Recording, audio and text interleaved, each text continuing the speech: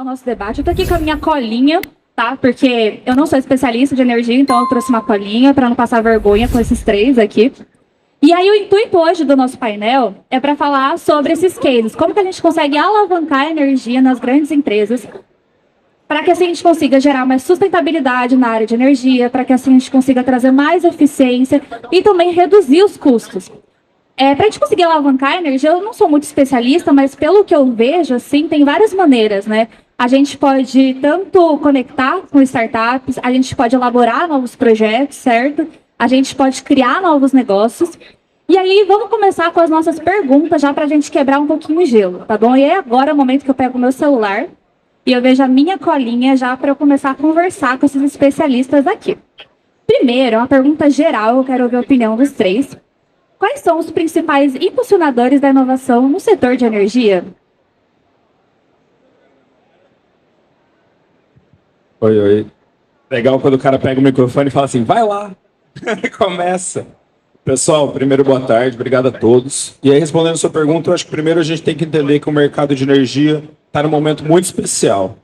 Ele vive dois grandes movimentos. O primeiro é a transição energética, que não é mais só uma simples transição energética como um tema de longo prazo, é algo mais material, onde os institutos, o governo, as empresas, de fato, estão atrás de tecnologias, atrás de novos negócios, atrás de sustentação material para essa transição energética.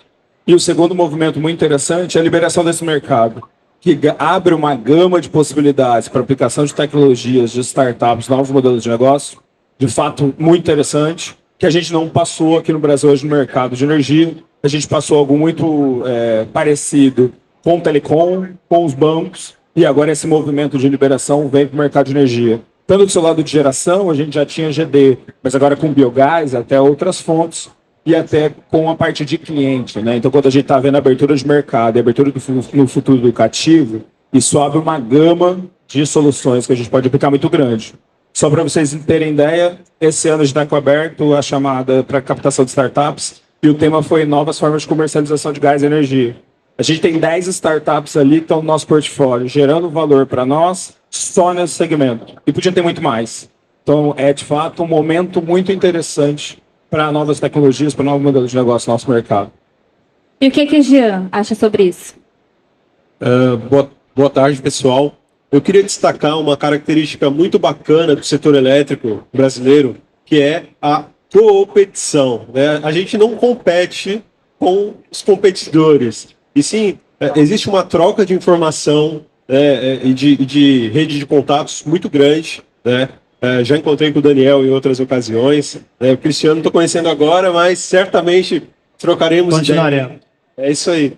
E a gente colabora para que as startups do setor consigam desenvolver negócios, se desenvolver e se tornar parceiras, né, das empresas, trocando experiências e cases de sucesso. Então, esse acho que é um fator relevante, né, que faz parte da dinâmica do nosso mercado e que certamente é um dos principais que colabora com essa escalabilidade da inovação na energia. Bom, acho que existem impulsionadores a níveis de ferramentas, né?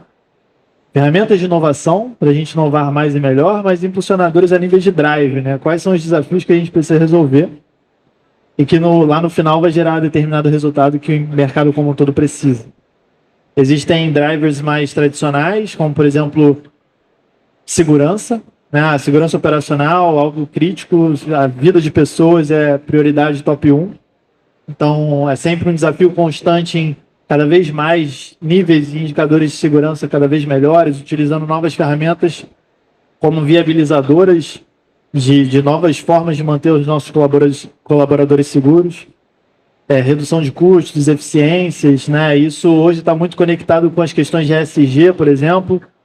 Até que ponto você é sustentável em toda a sua cadeia de produção de valor, de produção de produtos e serviços, e não apenas em determinadas partes, né? Hoje a gente entende, muitas das empresas também das políticas de ESG estão vendo muito mais além da entrega final e sim o processo como um todo. Então isso é um novo driver que está impulsionando inovações desde novas formas de conectar fornecedores com clientes, novas formas de você produzir determinadas etapas críticas do processo.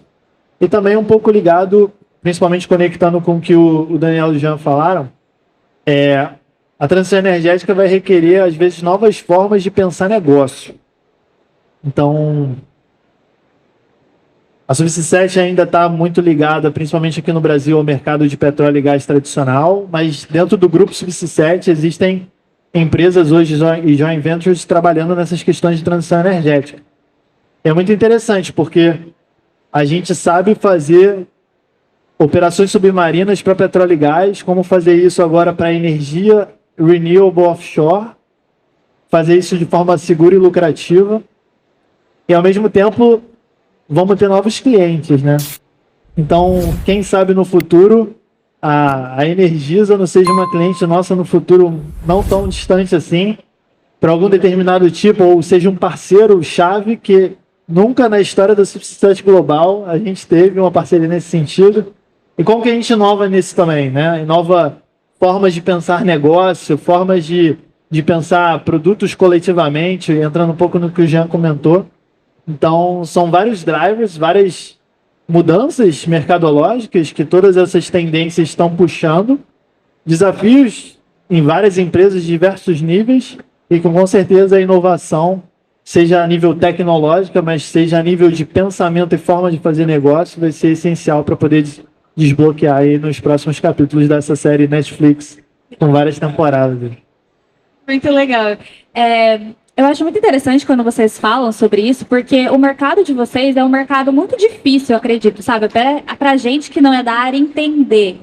E aí trazer inovação para esse mercado deve ser ainda mais complexo, porque a inovação, eu acho que é um tema muito novo ainda no Brasil, né? A gente não sabe muito bem, é uma coisa que a gente vai descobrindo aos poucos, e a inovação pode ser várias coisas. Pode ser uma parceria que está saindo aqui agora, desse painel, pode ser uma nova tecnologia, enfim. E aí, agora, eu vou começar a direcionar minhas perguntas, que eu quero ouvir a opinião de vocês, tá? Vou começar com o Daniel, que ele tá com uma carinha mais tímida, e vamos ver se ele, né? A minha primeira pergunta seria assim: como as empresas elas podem adotar e integrar tecnologias emergentes, como inteligência artificial e blockchain, para melhorar a gestão de energia? Eu acho que a gente tem que pensar nesse novo cenário. Só um momentinho, desculpa interromper, vamos trocar o microfone, o meu tá melhor. Oi. Melhor. Acho que a gente tem que olhar nesse cenário 3 principais pilares. Como a gente tem tanta transição energética, quando a gente está olhando para a gestão dessa energia, tanto a geração como a eficiência de entrega, e quando eu começo a lidar com dados de um cliente final, mais pulverizado principalmente, a segurança de dados eu acho que é um pilar muito forte. A gente tem visto muito startup de blockchain, muito startup que está utilizando dados no mercado aberto ou dados privilegiados a partir de contratos. Para, de fato, trazer inteligência, mas mais do que isso, para entregar um produto a esse cliente. Então, de fato, a questão de segurança é um primeiro pilar. O segundo é a inteligência. E a inteligência nas duas pontas. Como é que eu faço a gestão das minhas usinas, sejam centralizadas ou descentralizadas, para entregar uma energia mais eficiente possível para o meu cliente? E como que eu trago inteligência para esse cliente? E aí é um pilar difícil, que é de educação, de cultura, para que, de fato, eu entregue soluções simples, mais eficientes para ele fazer a gestão da sua eletricidade. Então, a gente está falando aqui quando é centralizado cativo, tranquilo. Se eu coloco GD, já muda um pouquinho. Se esse cliente já entra no Mercado Livre, tem mobilidade elétrica e tem painel na casa dele, como é que a gente vai fazer? E isso não é 2030, isso é daqui um ano, tem cliente hoje que já tem. Então, eu acho que tem um pilar aqui muito forte de segurança, um pilar de inteligência e um pilar de educação. E essas startups que têm o IA, né, o dado como seu core principal, vão ter maior facilidade de atingir esse mercado. E um mercado no futuro que a gente está falando de mais de 80 milhões de consumidores. Então, é uma avenida de crescimento muito interessante. Legal. Tá vendo? Quando eles começam a falar, eu fico até pensando, caraca, como que eu vou continuar? O cara sabe muito. Eu tô aqui aprendendo com vocês, tá? E aí, a minha outra curiosidade, que eu queria ver, e agora eu vou passar a bola aqui pro Jean, quais são os desafios enfrentados na adoção das soluções inovadoras no setor energético e como podem ser superadas? Bom, a gente tem uma característica de empresas de energia que é trabalhar com uma equipe enxuta, né? E essas equipes elas têm o dia a dia delas. Então, como você consegue engajar esses colaboradores, né, e promover vantagens para que eles se engajem em projetos, em iniciativas de inovação, né, considerando que ele tem ali o dia a dia, ele tem os indicadores dele para atingir. Então, é um trabalho de cultura de inovação que tem que ser feito dentro das empresas. A Energisa acredita bastante nisso e desenvolve programas internos, né, para formar a capacidade desses colaboradores em temas relacionados à inovação, né? A gente tem, por exemplo, recentemente, uma iniciativa chamada Data Camp, dentro da Energisa, em parceria com o ITA, que desenvolve skills de ciência de dados, né, nos nossos colaboradores, e esse é um programa tocado lá pelo nosso Centro de Excelência em IA, que é o Energisa Digital Labs, e é uma das iniciativas em que a gente acredita, né, que fomentando uma cultura orientada a dados, você passa também a tornar mais atrativo a utilização de soluções por esses colaboradores na solução dos seus problemas do dia a dia. Se eu puder só fazer um adendo muito interessante, esse programa de vocês é muito bacana, a gente tem visto ele acontecer, até com os nossos parceiros do ITA.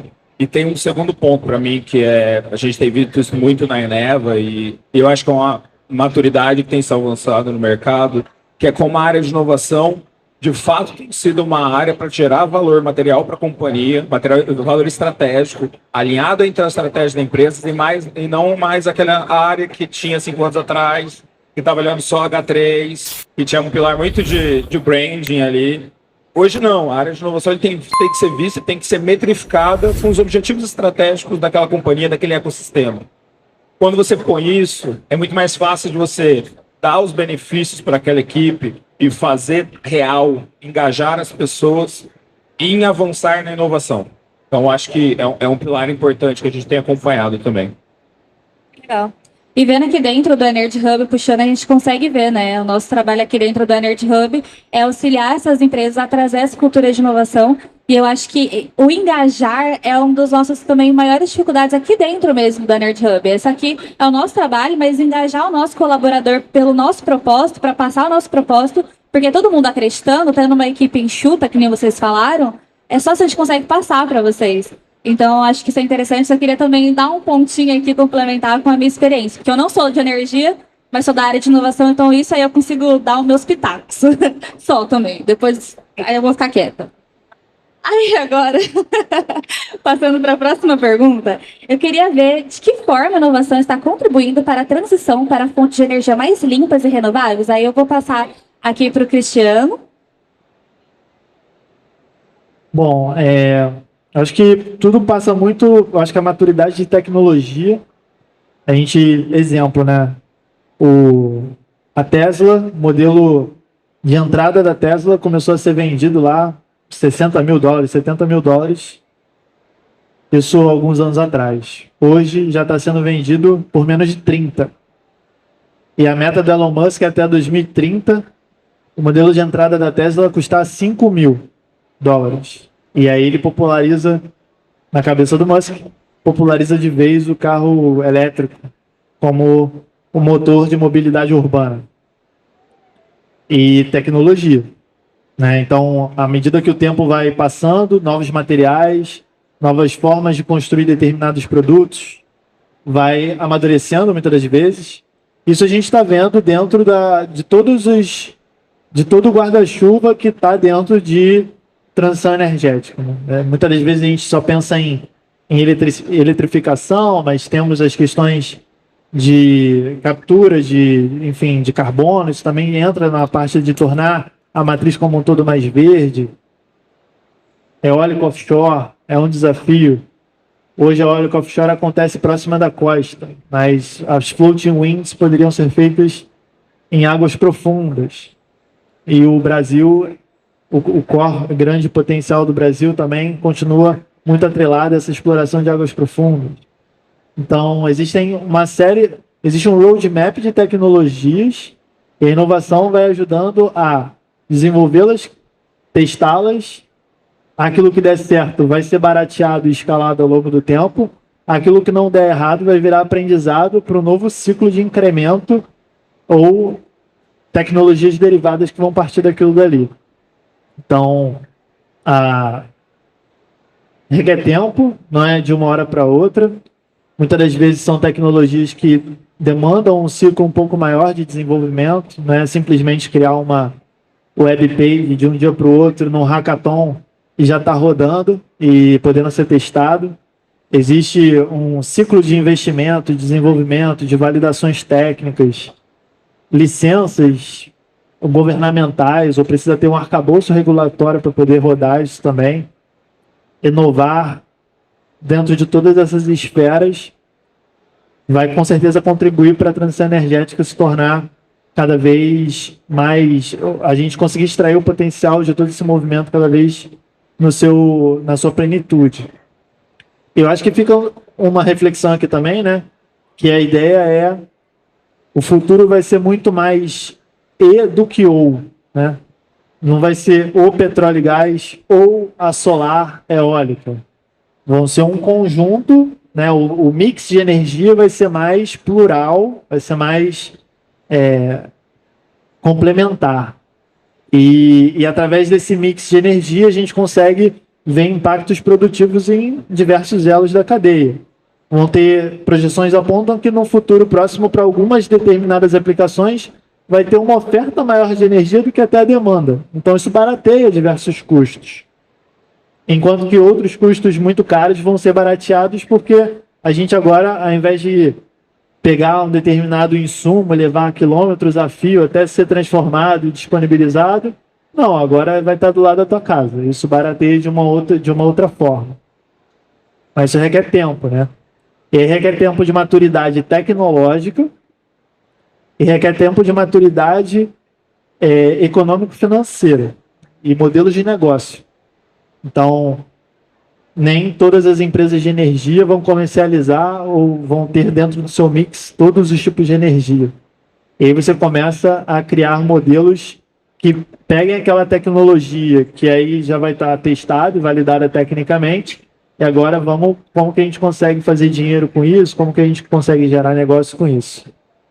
O mercado está validando todas essas hipóteses, é meio que botar, né, trocar a asa do avião com ele voando ali. Requer tempo, mas tem muita gente boa, capacitada aí, pensando nisso. E muito disso já está aqui nessa feira, então fica aí o convite também para vocês explorarem. Tem startups ali que estão desenvolvendo coisas assim que você fala, caramba, como que os caras conseguem fazer isso com uma equipe de 3 pessoas e no horário livre dele, enquanto ele não está trabalhando no CLT que paga as contas dele. Então essa é a beleza da coisa, né? Eu acho que é muito do que esse evento se propõe aí para a gente conseguir explorar e ter a dimensão do futuro promissor que a gente tem pela frente. Alguém quer complementar alguma coisa? Jean? Não? Tá bom? Beleza. Eu gosto muito quando a gente fala sobre esse tema, principalmente quando puxa, né, sobre as startups. E é muito legal. Agora eu vou falar um pouquinho também. Não estava no roteiro, mas eu vou falar. Tudo bem, a gente deixa. Eu gosto muito quando a gente fala, a gente toca no assunto das startups, porque eu acho que a feira é muito importante para dar essa visibilidade para elas, né?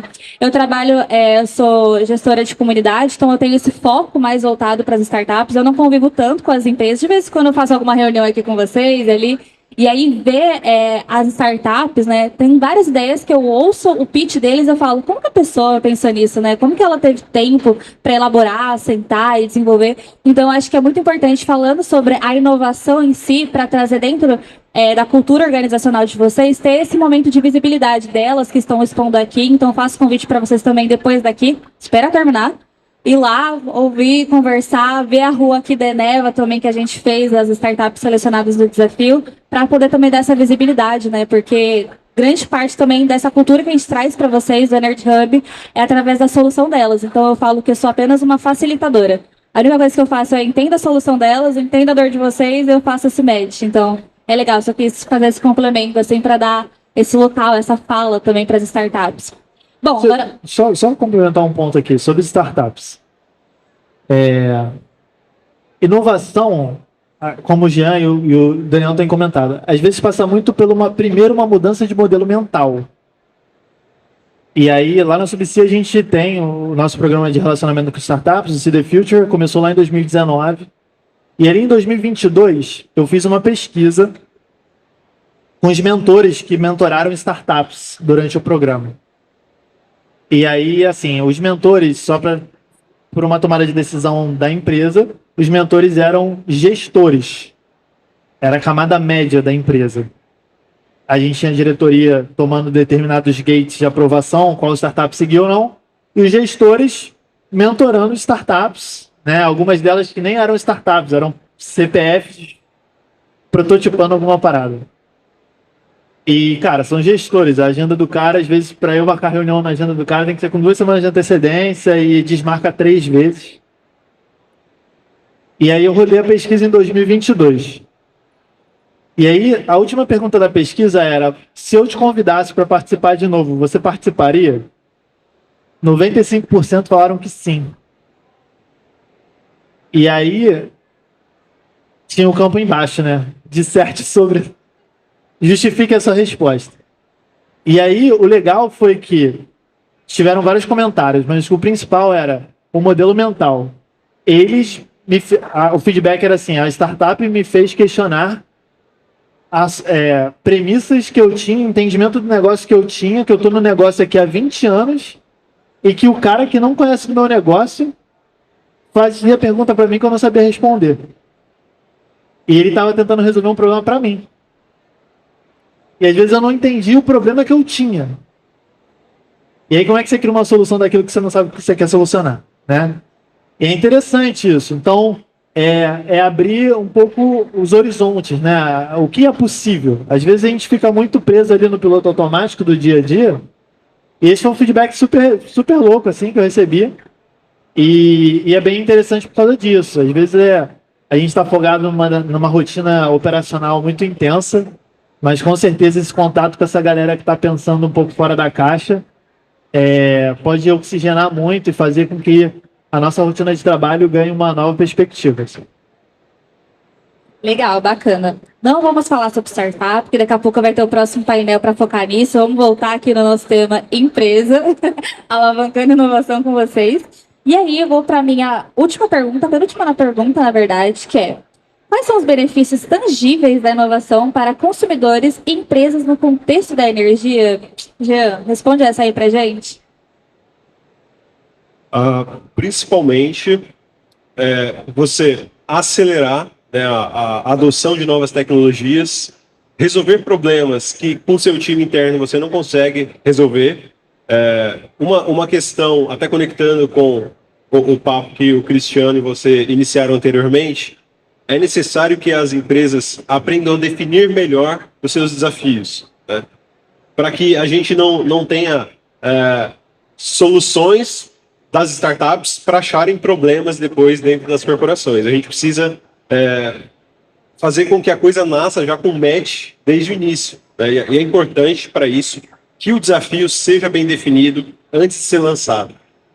E se esse problema for discutido, né, na ótica de design thinking, por exemplo, você realmente confirmar que aquele é o desafio a ser resolvido, alguma startup vai trazer uma solução e isso vai ajudar a acelerar, né, a adoção de uma nova tecnologia ou uma revisão de um processo que você faz de uma forma totalmente customizada e, de repente, mudando o paradigma, você passa a resolver determinado problema de forma muito mais simples, né, e mais barata.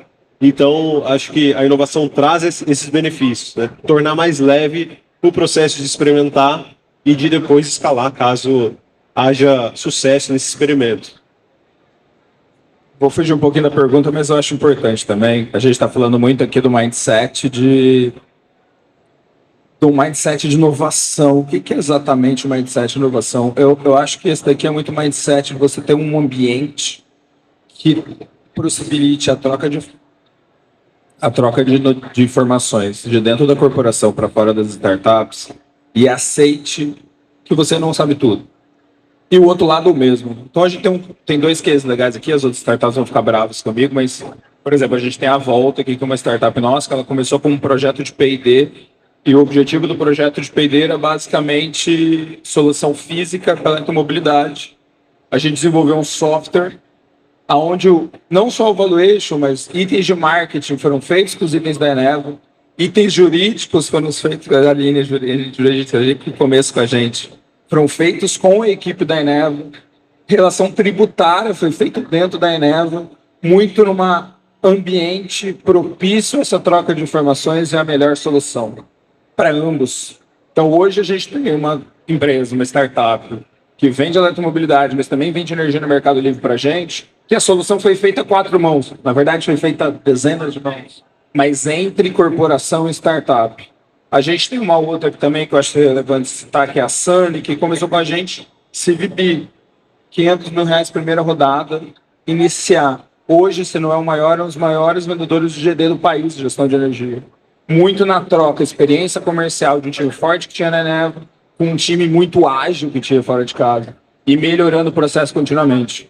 Então, eu só vincular que assim, mindset de inovação nada mais é do que um ambiente propício onde a gente pode errar barato, os riscos adequados, mas principalmente focados estrategicamente no mesmo objetivo. Então, quando você consegue envelopar isso, vai ser alguma coisa boa no final. Você pode até não saber exatamente o que é no começo da jornada, mas vai sair coisa boa no final. E é por isso que existe também os ecossistemas, né? Você falou sobre os polos, é por isso que a gente trabalha muito com hubs. O hub em si é esse ecossistema no qual a gente apenas cria essa ponte para ligar esses polos, né? Então a gente entende o que a Eneva, a energia da Sub7 precisa e quem são essas startups que têm essas soluções. Então é isso, de uma maneira rápida, que não tenha muitos custos, né? E se for errar, porque é normal errar, até porque a gente trabalha com inovação, e inovação é teste, é essa, vamos ver, será que vai, será que não vai, de uma maneira mais prática, né? Que você não perca tanto o seu tempo e sua energia em cima disso. Muito legal. Gente, a gente já está encerrando aqui nossa conversa, o nosso painel, digamos assim.